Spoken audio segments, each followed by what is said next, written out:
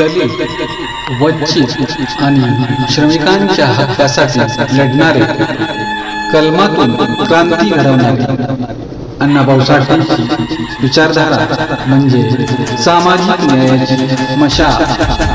जयंतीदिनी त्यांचे विचार नव्या पिढीपर्यंत पोहोचूया. शब्दांचे शूरवीर लोकशाही अण्णाभाऊ साठे, सामाजिक समतेचे प्रतीक अण्णाभाऊ साठे, दलितांचा आवाज, साहित्याचा योद्धा, अभिवादन लोकशाही राजा, साहित्य रत्न लोकशाही अण्णाभाऊ साठे. जयंतीनिमित्त विनम्र अभिवादन.